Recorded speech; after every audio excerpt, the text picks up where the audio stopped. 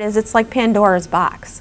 Once it's out, it's really going to be hard to get it back in again. Some define it as the most dangerous thing facing human beings in our generation, GMOs. Genetically modified organisms. They take genes from one species like bacteria or viruses and force them into the DNA of plants like soybeans and corn. No, they're not safe. It's also threatening organic foods, their farms, and those who eat them. The direction of where our seeds are going is going to the laboratory versus going to the farm. They're taking the billions of years of evolution and removing those species and replacing them with designer organisms and designer genes designed for greater profit and control. That is irreversible. If a genetically modified seed grows next to a natural or organic seed, they're likely to migrate or cross-pollinate, making it hard for organic farmers to grow naturally. We couldn't sell the seed as organic.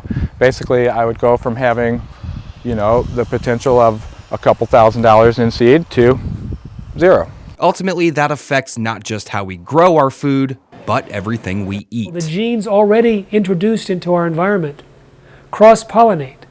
They can outlast the effects of global warming and nuclear waste.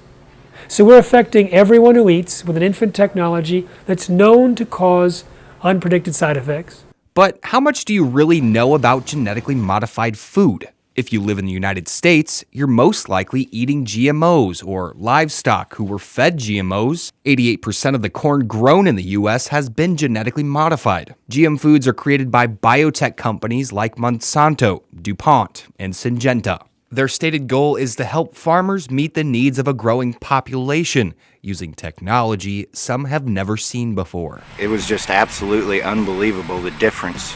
The biotech industry's stated goal is to genetically engineer 100% of all commercial seeds in the world and patent them. That's even just Monsanto's goal, and they've become the largest seed company. In fact, they expected a 95% takeover of all commercial seeds within 5 years, as reported in a 1999 conference. So by 2004, they wanted to replace nature. More than 170 million acres globally are planted with GM seeds. Pro-GMO companies advocate for the technology, claiming higher yields. Companies like Monsanto, DuPont, and Syngenta claim that their products are safe. Well, what we've seen is asthma has skyrocketed. But some doctors warn about the possible side effects. Allergies have also skyrocketed. This wheat sensitivity issue, people thinking they have celiac or at least wheat sensitivity that looks like celiac, that has just skyrocketed as well. I suspect the genetically modified food has something to do with that. If there is corn or soybean and there's no non-GMO label, assume it's genetically modified and stay away from it. I really push people towards whole foods and certified organic foods. It's almost impossible to avoid genetically modified foods. One of the biggest controversies surrounding GMOs is labeling. Because they've never been analyzed for human health, and we're skeptics. We just really don't believe what the government says when the government says they think they're safe.